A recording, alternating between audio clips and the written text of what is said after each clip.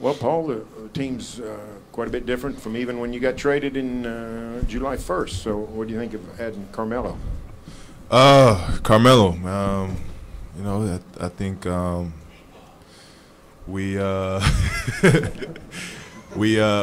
we definitely felt great about what we had previous to Carmelo being traded. But now adding someone like Carmelo takes this team to another level. In my eyes, one of the best true scorers and players that this league has ever seen, and you know, it's a luxury to play alongside him instead of having to deal with a cold tub right after the game and playing him. So looking forward to his addition and what he's going to bring. He's been around a long time, but still an effective scorer. You generally, I assume you guarded him most games. Mm-hmm. What's he still like to play against? He's still tough. I think the biggest thing is the competitive nature in him. To go alongside of him being a bruiser, and you know, just his mindset. He's one of the most skilled. It's not even his ability to score, but just the skill that he has to do other things as well.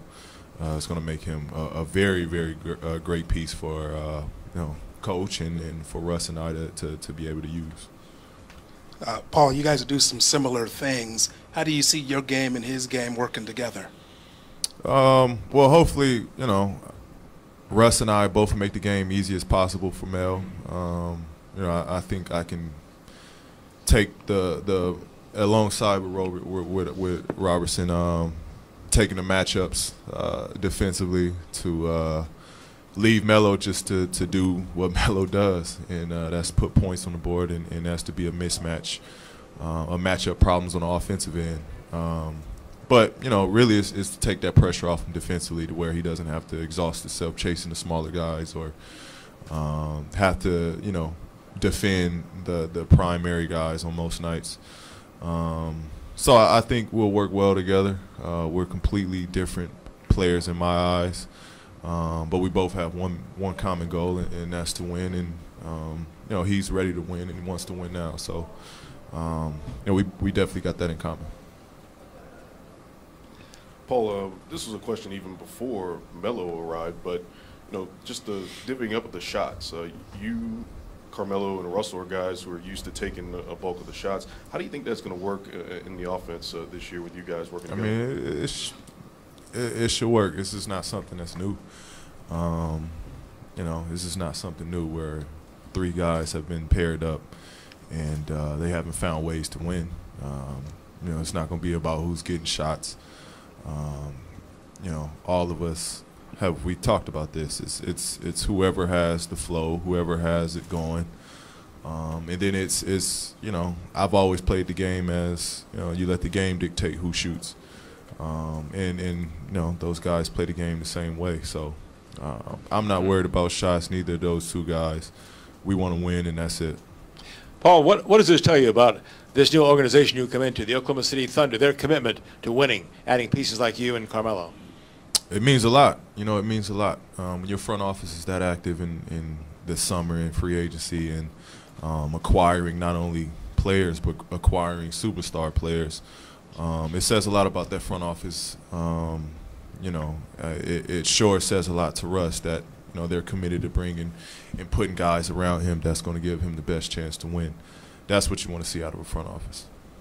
Most people agree it's shorter preseason. They like that.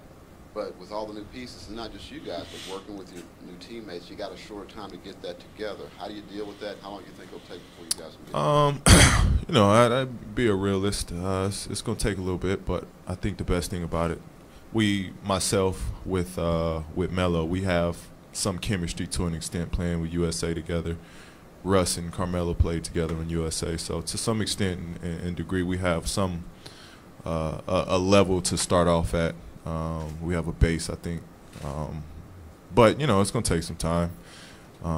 We want to get going as soon as possible and get used to one another as soon as possible. But I think if we take the approach day to day and focus on something to get better at day to day, we'll be all right. Your versatility Okay. Your versatility is remarkable at a really high level. Is there any particular thing that you feel is not a weakness, but something you can improve on, and is there something on the other end that you feel is just your biggest strength? I think the strength is that ability to do multiple things. I think being versatile at the small forward position, offensively and defensively, is what I think make me unique in this league. I think the biggest thing I can work on, and I'll have tremendous help in that, is the leadership part. And you know, I think is the greatest chapter for me in my career and in my life, is to have, you know, other guys I can look up to as well, who can help me on the leadership and you know, accountability, and you think all of that will kind of play a part in this process for myself.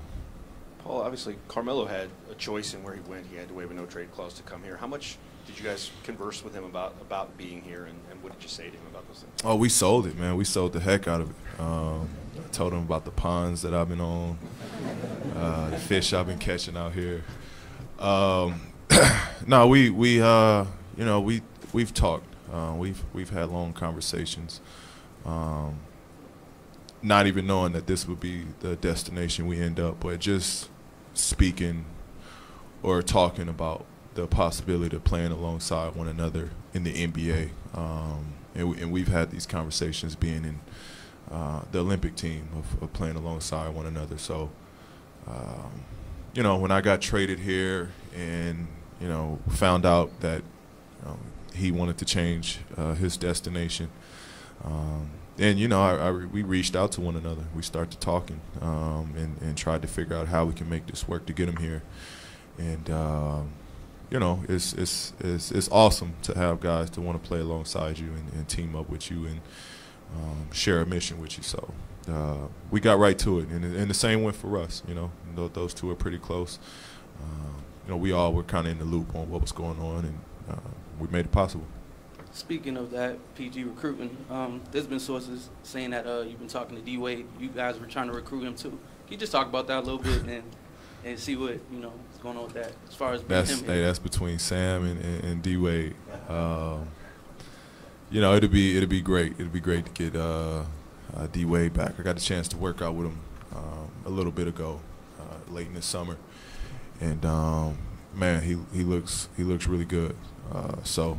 It'd be great to get D-Wade here. You know, if he's bought out, he's a free agent, sure. I'm in his phone text, I'm in his DMs, his Snapchat, whatever I got to do. I'm try to get this dude here.